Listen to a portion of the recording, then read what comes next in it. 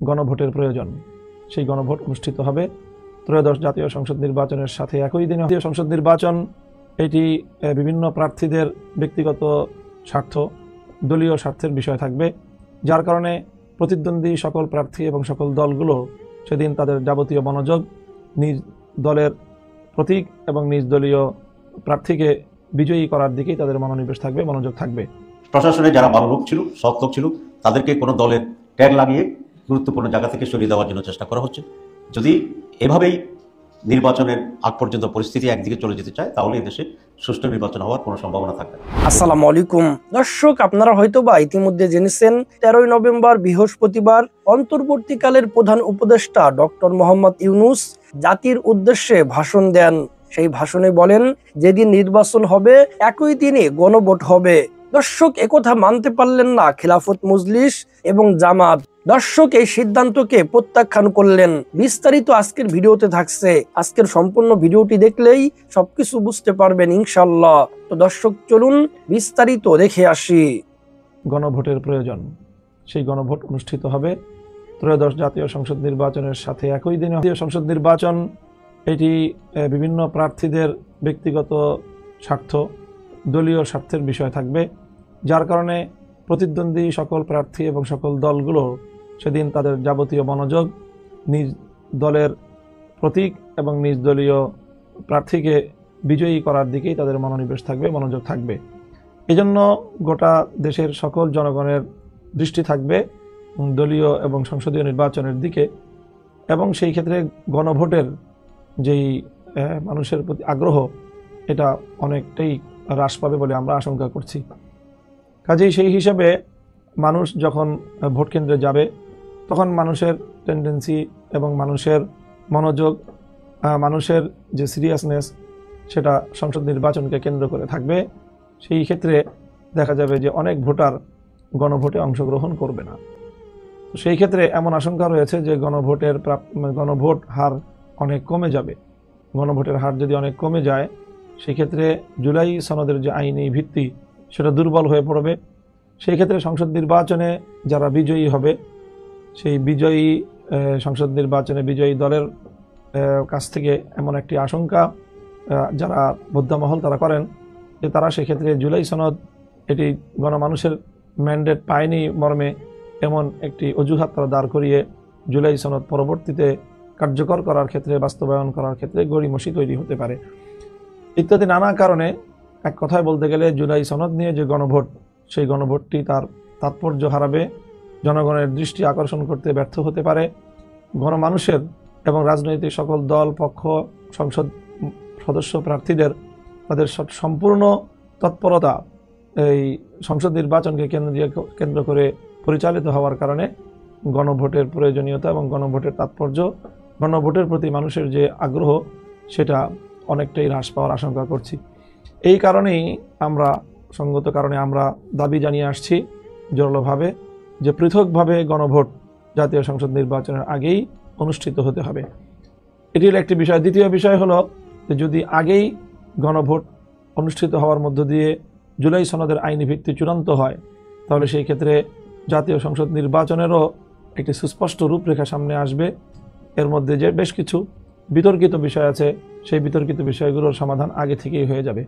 তার মধ্যে অন্যতম একটি হলো যে আগামী সংসদ দ্বিকক্ষ বিশিষ্ট সংসদ হওয়ার ব্যাপারে ঐক্যমত্য প্রতিষ্ঠিত হয়েছে। এখন দ্বিকক্ষ যখন হবে, তো তখন উচ্চ কক্ষে সদস্য সংখ্যা 100 হওয়া, এটাও ঐক্যমত্য প্রতিষ্ঠিত হয়েছে। কিন্তু সেই 100 উচ্চ কক্ষের মেম্বার তারা কোন প্রক্রিয়ার মধ্য দিয়ে নির্বাচিত হবে, এটি নিয়ে বিতর্ক রয়েছে। এবং এক্ষেত্রে ঐকমত্য কমিশনের সিদ্ধান্ত হলো যে উচ্চ কক্ষে যারা সদস্য নির্বাচিত হবে, তারা PR পদ্ধতিতে আনুপাতিক হারের ভিত্তিতে তারা নির্বাচিত হবে। এক্ষেত্রে প্রধান রাজনৈতিক দল বাংলাদেশের জাতীয়তাবাদী দল BNP তাদের দ্বিমত রয়েছে এবং তারা সেখানে নোট অফ ডিসেন্ট দিয়ে রেখেছে। এখন জুলাই সনদ যদি আইনি ভিত্তি পেয়ে যায় পূর্ণাঙ্গভাবে, তাহলে সেক্ষেত্রে এটি আগেই নির্ধারিত হয়ে গেল জাতীয় সংসদ নির্বাচনের উচ্চকক্ষ PR পদ্ধতিতে সেখানকার মেম্বার নির্বাচিত হবে। তো এটি যখন নির্ধারিত হবে, তখন এক একটি রাজনৈতিক দল জাতীয় সংসদ নির্বাচনে তার জোট গঠন, অ্যালায়েন্স গঠন, অথবা তার প্রার্থী নির্বাচন এবং প্রার্থী সংখ্যা ইত্যাদি বিষয়গুলো নির্ধারণ করার ক্ষেত্রে এটি একটি অন্যতম গুরুত্বপূর্ণ একটি কার্যকারণ হিসেবে কাজ করবে। আর যদি উচ্চকক্ষ পিআর পদ্ধতিতে হচ্ছে কি হচ্ছে না এই বিষয়টি অমীমাংসিত রেখেই বা এই বিষয়টিকে সন্দেহ সংশয়ের মধ্যে রেখে জাতীয় সংসদ নির্বাচনে গেলে তখন আরেকভাবে নির্বাচন হবে ইত্যাদি কারণেই আমাদের দাবি, এদেশের সংখ্যাগরিষ্ঠ রাজনৈতিক দলগুলোর দাবি হলো যে জুলাই সনদকে নিয়ে অনুষ্ঠিতব্য গণভোট এটি পৃথকভাবে আগেই অনুষ্ঠিত হতে হবে।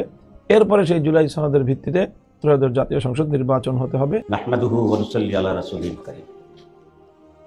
আজকে উপস্থিত 8 দলের সম্মানিত জাতীয় নেতৃবৃন্দ এবং প্রিয় এবং সম্মানিত সাংবাদিক বন্ধুগণ, আসসালামু আলাইকুম ওয়া রাহমাতুল্লাহি ওয়া বারাকাতুহু। আমাদের দুর্ভাগ্য হচ্ছে এই জাতির ভাগ্যাকাশে অমানিসার ঘোর অন্ধকারের অবসান ঘটছে না।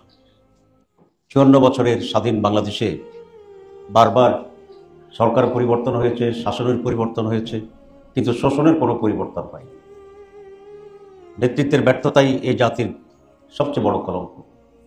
আমরা আশা করেছিলাম বহু রক্ত, জীবন, ত্যাগের বিনিময়ে অর্জিত দ্বিতীয় স্বাধীনতা বা জুলাই বিপ্লবের পর এদেশে একটি স্থিতিশীল শাসন, একটি সুষ্ঠু রাজনীতি, মানবাধিকারের নিশ্চয়তা, গণতান্ত্রিক পরিক্রমায় একটি সুষ্ঠু ধারা এবং জনগণের জন্যে জনবান্ধব সুশাসন, গণতান্ত্রিক অভিপ্রায়, দুর্নীতিমুক্ত বাংলাদেশ এবং সব কিছুর আগে এবং অর্জনের জন্যে একটি নিরপেক্ষ, সুষ্ঠু, অবাধ জনগণের স্বতঃস্ফূর্ত অংশগ্রহণের মাধ্যমে একটি নির্বাচনের মাধ্যমে সরকারের পরিবর্তন।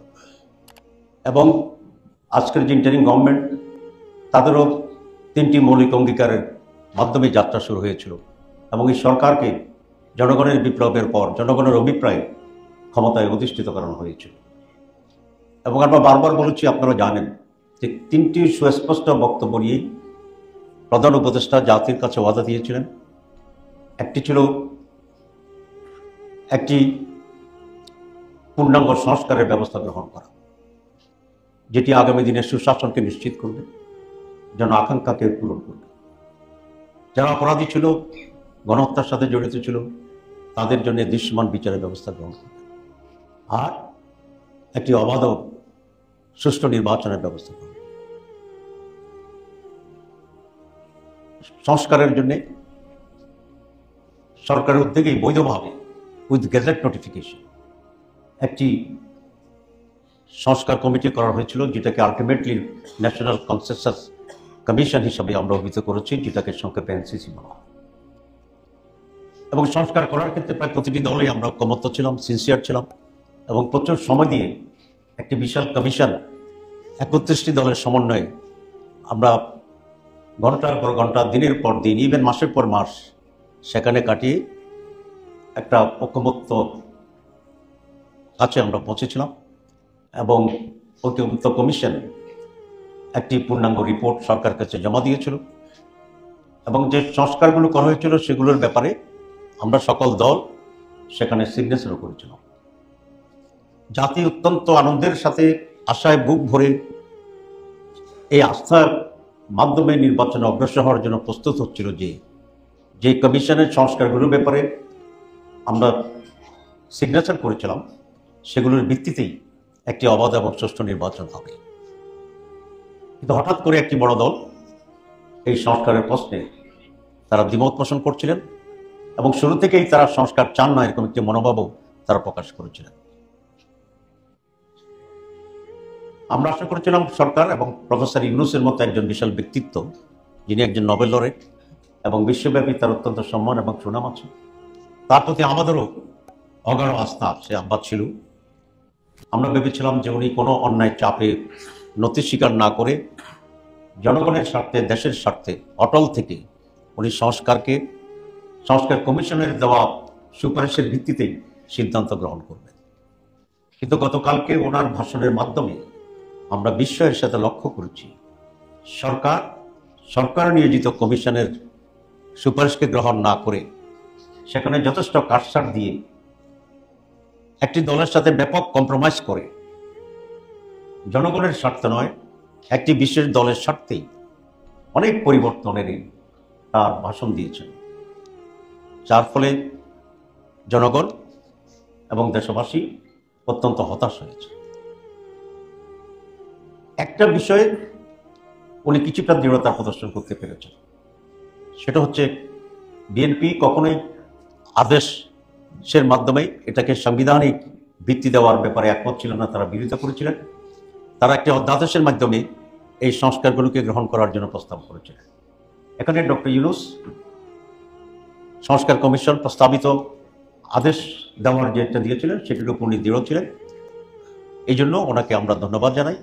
আমরা এই সনদের উপরে যে আদেশ দিয়েছেন সেটাকে আমরা সাধুবাদ জানাই। তবে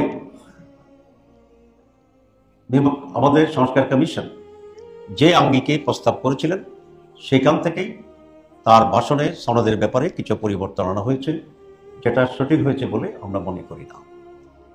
আমরা মনে করি আমাদের সংস্কার কমিশন যে প্রস্তাব দিয়েছিল হুবহু সেটার ভিত্তিতে আদেশ দেওয়াটা বাঞ্ছনীয় ছিল। তারপরেও যতটুকু আদেশ দিয়েছেন সেটাকে আমরা গ্রহণ করছি এবং সেই জন্য তাকে আমরা সাধুবাদ জানাচ্ছি। উনি আমাদের যে সংস্কার কমিশন ছিল তারা প্রস্তাব দিয়েছিলেন ওয়ান প্যাকেজে হানা ভোট নেওয়ার জন্য, কিন্তু কালকে আমরা বিশ্বের সাথে দেখলাম যে সংস্কার কমিশনের ওয়ান প্যাকেজকে 4টা ভাগে ভাগ করে দেওয়া হয়েছে। আপনি দেখেছেন সেটি জনগণকে সিদ্ধান্ত নিতে অনেকটাই জটিলতার ভিতরে ফেলে দেবে, কারণ আমাদের দেশের মানুষ এতগুলো পয়েন্টে বিশ্লেষণ করে তাদের মত স্থির করাটা এটা কঠিন হবে এবং এখানে একটা জটিলতা তৈরি করা হচ্ছে। 2 নম্বর, ঐকমত্য কমিশন যে প্রস্তাব করেছিল যে সেখানে নোট অফ ডিসেন্ট দেওয়ার কোনো সুযোগ তারা রাখে নাই।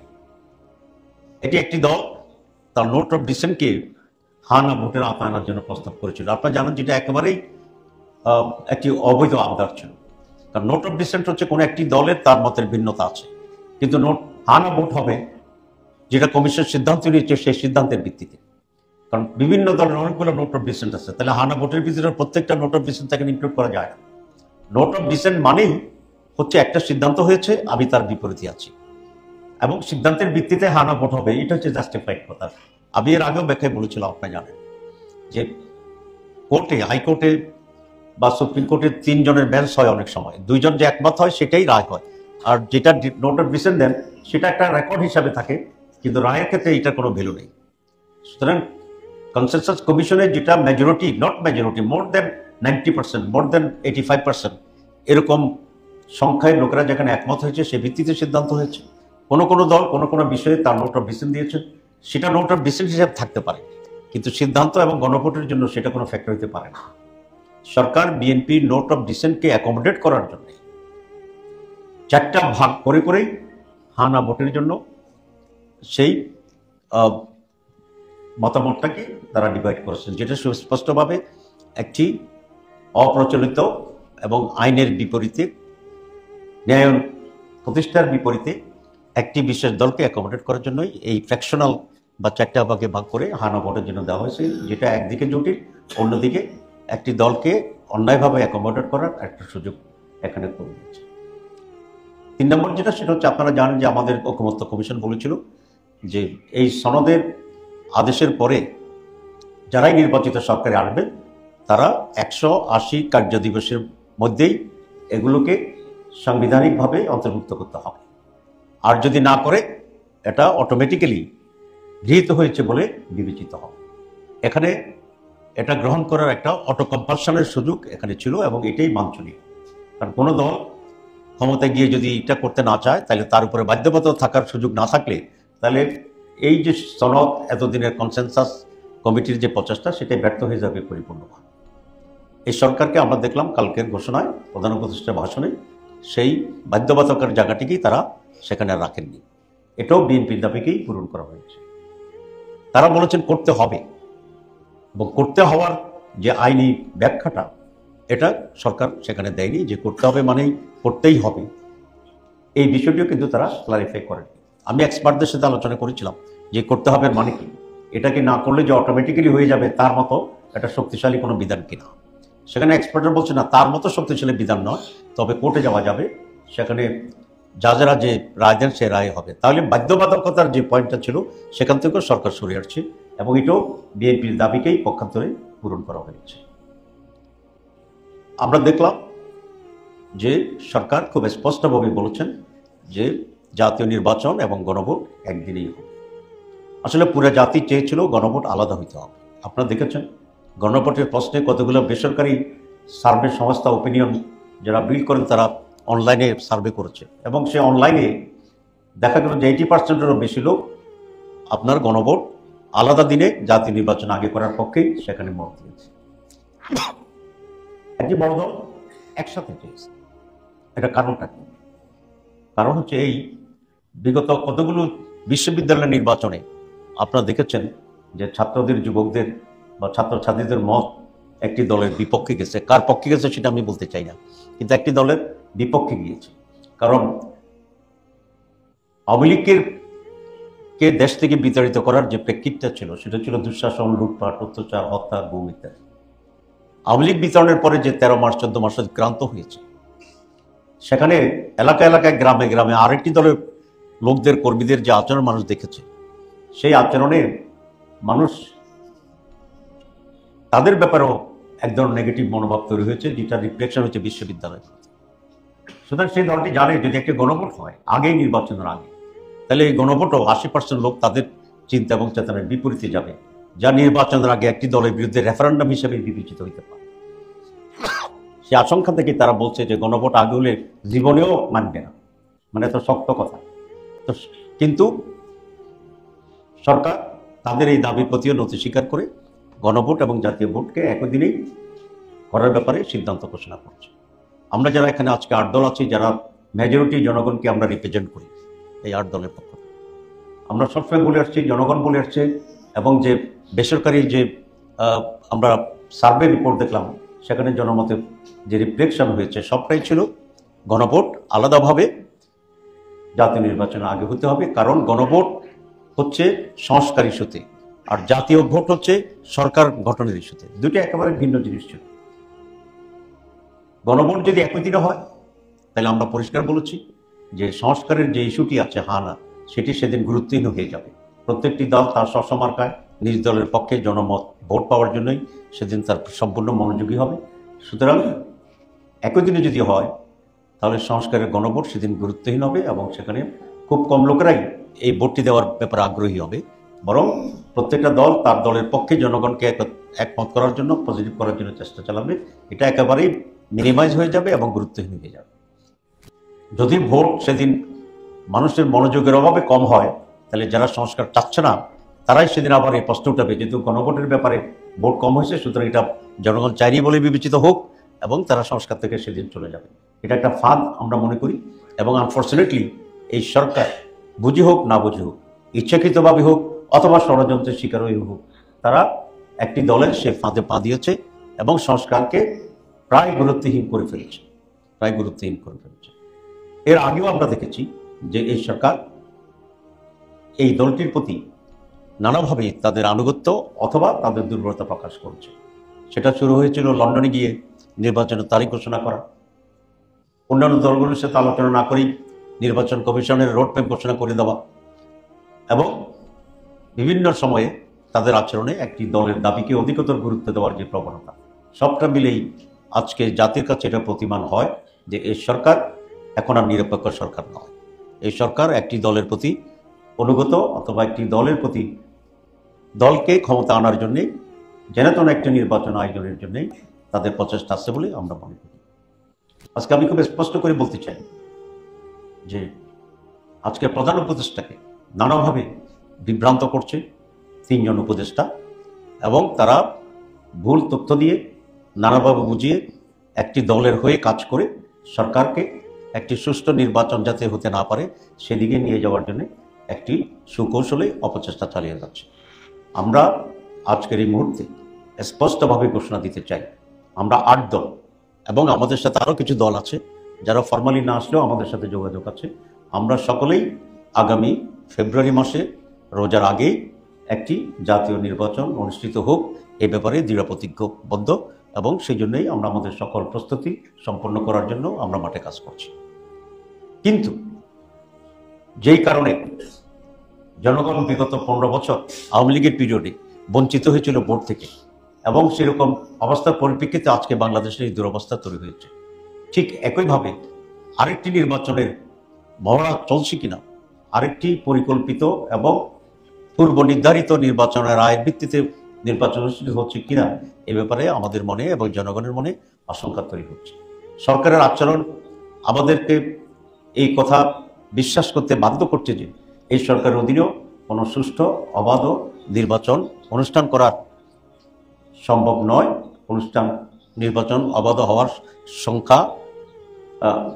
নির্বাচন অবাধ হওয়ার ব্যাপারে আমাদের ভিতরে যথেষ্ট সংখ্যা এবং আস্থাহীনতা তৈরি হয়েছে।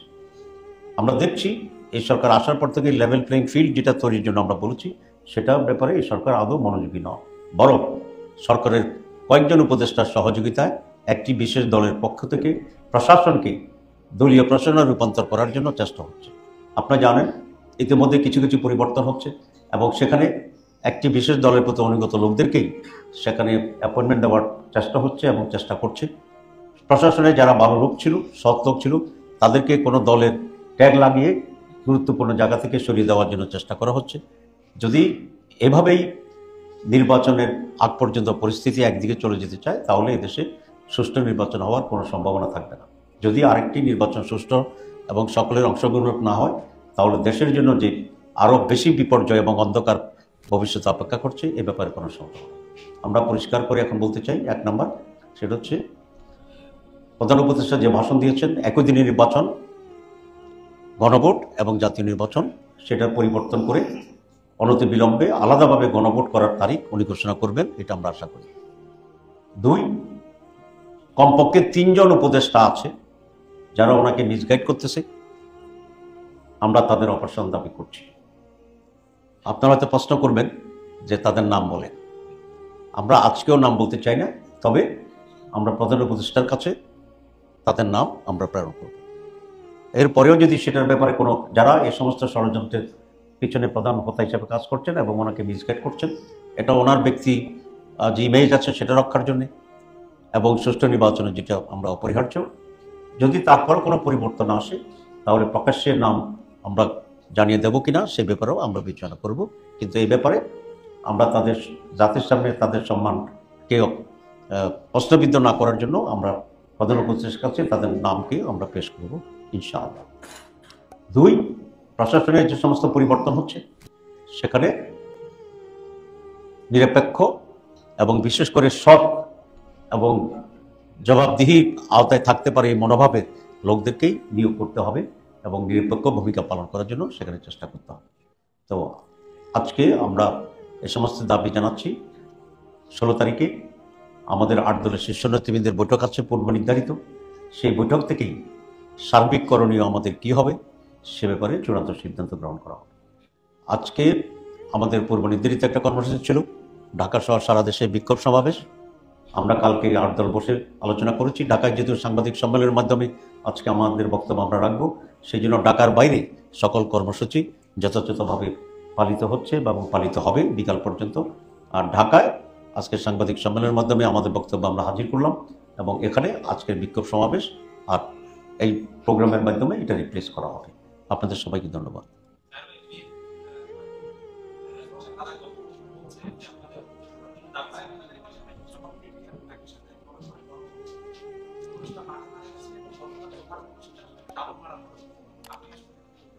আপনার প্রশ্ন আমি বুঝি নাই।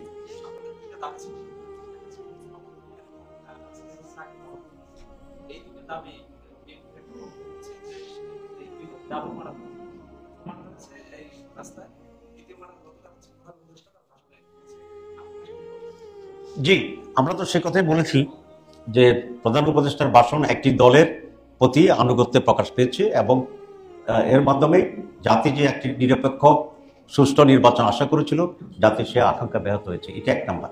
আর উনি যেটা বলেছেন, উনি ওনার দলের স্ট্যান্ড সম্পর্কে উনি হয়তো জানেন না, কারণ আপনারা জানেন যে বিএনপি শুরু থেকেই আপার হাউস লোয়ার হাউস কোথাও পিআর মানে না বলে তারা বলেছিল।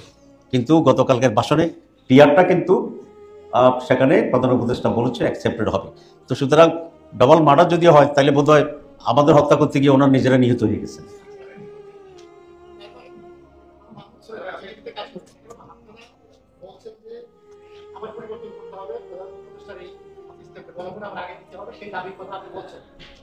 তাহলে 16 তারিখে যে কর্মসূচি আপনাদের ছিল যমুনা ঘেরাও কর্মসূচি, সেই কর্মসূচি থেকে আপনারা সরে আসছেন? আসলে 16 তারিখে যমুনা ঘেরাওর কোনো কর্মসূচি আমরা ঘোষণা করি নাই।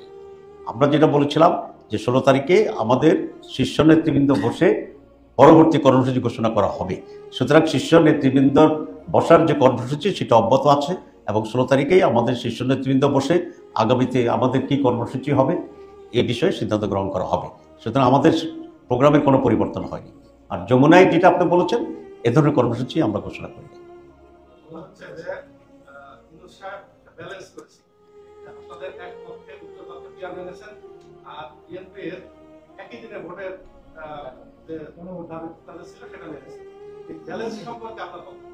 আসলে কোনো ব্যক্তির বা রাষ্ট্রের বা কোনো সরকার প্রধানের কোনো দলের সাথে ব্যালেন্স করা কিন্তু তার কোনো কাজ না, এটা দায়িত্ব। যেটা গুরুত্বপূর্ণ সেটা হচ্ছে দেশের জন্য, জাতির জন্য যেটা উত্তম কোনো সরকারকে সেটাই করতে হয়। সুতরাং ব্যালেন্স করেছেন যে শব্দটি, এটাই তো আমি মনে করি একটি নেগেটিভ শব্দ। এখানে জামাত ইসলামী আর বিএনপির সাথে ব্যালেন্সের তো কোনো ইস্যু না, ইস্যুটা হচ্ছে জাতির স্বার্থ রক্ষা করা।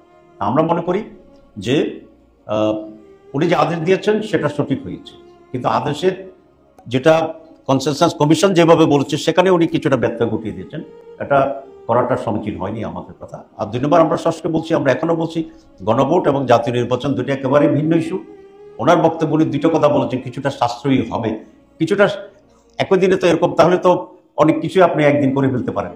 তা আমরা তো সেটা করছি না, কারণ জনগণের স্বার্থেই তো দেশের বাজেট, সেখানে কিছুটা টাকা খরচ হলো যেটা জাতির জন্য, দেশের জন্য কল্যাণকর, আমাদেরকে সেটা করতে হবে। কেউ যদি কথা বলে যে জাতীয় নির্বাচন করার জন্য বহু টাকার প্রয়োজন হয়, তো তাহলে কি আপনার জাতীয় নির্বাচন করবেন না? এটা তো আপনাকে করতে হবে।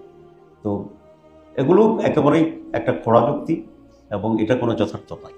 আমরা আবারও বলছি, যদি গণভোট এবং জাতীয় নির্বাচন একই দিনে করা হয় তাহলে গণভোটের গুরুত্ব একেবারেই ম্লান হয়ে যাবে এবং সেই ক্ষেত্রে যে সংস্কার ইস্যুটি আছে সেই বিষয়টিও প্রশ্নবোধক হতে পারে, ইভেন সেটা মাইরও খেয়ে যেতে পারে, যেটাকে আমরা মাইর খাওয়া বলি। তো আমরা সেজন্য আবার পুনর্ব্যক্ত করছি, এখনো সময় আছে, উনি গণভোটের ডেটটি আলাদাভাবে নতুন করে ঘোষণা করবেন এবং গণভোটের রায়ের ভিত্তিতেই জাতীয় নির্বাচন অনুষ্ঠানের জন্য ব্যবস্থা গ্রহণ করবেন। জি, আমরা বলেছি আমাদের শীর্ষ নেতৃবৃন্দ 16 তারিখে বসবে, সেই 16 তারিখেই আমাদের সমস্ত সিদ্ধান্তের ব্যাপারে আপনারা জানতে পারবেন। আমরা আমাদের বক্তব্য আবার বলছি, আমরা চাই গণভোট এখনো জাতীয় নির্বাচন আগে আলাদাভাবে তারিখ ঘোষণা করা হোক এবং গণভোটের ব্যবস্থা গ্রহণ করা হোক।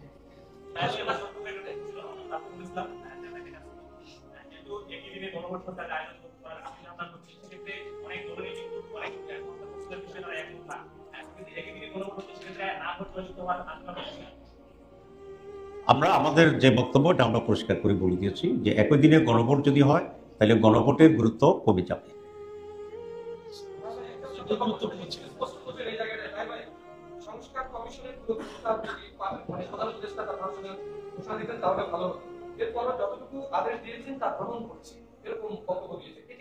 এটা কে বক্তব্য দিয়েছে? না, যতটুকু দিয়েছে এটা গ্রহণ করছে, এই বক্তব্য কার? না, আমি সেটা বলি নাই। আমি যেটা বলেছি যে উনি যে আদেশ দিয়েছেন কমিশনের পরামর্শ অনুসারে সেই আদেশটাকে আমরা গ্রহণ করি, কিন্তু হুবহু নির্বাচন আমাদের সংস্কার কমিশন যেভাবে দিয়েছিল সেইভাবে উনি না দিয়ে যে ব্যর্থ ঘটিয়েছেন সেটার ব্যাপারে আমরা আপত্তি জানাচ্ছি।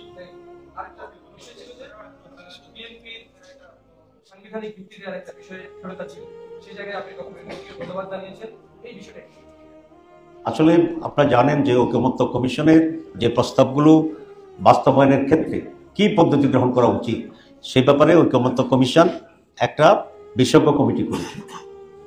আমরা আমাদের বিশেষজ্ঞ কমিটি করেছিল, বিএনপির পক্ষ থেকে বিশেষজ্ঞ লোকেরা অংশগ্রহণ করেছিল। সকলেই মিলে আলাদাভাবে বারবার মিটিং করে ঐকমত্য কমিশনের যে বিশেষজ্ঞ কমিটি একমত হয়েছে যে একটি সাংবিধানিক আদেশের মাধ্যমেই এটা বাস্তবায়ন করা দরকার। আর বিএনপি ছিল একটা অধ্যাদেশের মাধ্যমেই এটা বাস্তবায়ন করা দরকার। সেক্ষেত্রে আমরা যে 8 দল আমরা বলেছিলাম একটি আদেশের মাধ্যমেই এটা বাস্তবায়ন করলেই সাংবিধানিক ভিত্তি হবে। ডক্টর ইউনূস গতকালকে মাননীয় প্রধান উপদেষ্টা একটি আদেশের মাধ্যমেই সেটাকে বাস্তবায়নের জন্য উনি ঘোষণা দিয়েছেন, প্রেসিডেন্ট আদেশ দিয়েছে। আপনারা জানেন টেকনিক্যাল লিগ্যাল যে প্রসেসগুলো সেগুলো, কিন্তু ঐকমত্য কমিশন একটা প্যাকেজে পরিপূর্ণভাবে যেভাবে আদেশ দিতে প্রস্তাব করেছিলেন, সরকার এখানে এটাকে 4টা ভাগে ভাগ করে এক ধরনের জটিলতা তৈরি করেছে এবং ওই কমিশনের প্রস্তাব থেকে কিছুটা সরে আসছে। আমরা এটাকেই অগ্রহণযোগ্য বলছি। আপনাদের সবাইকে ধন্যবাদ।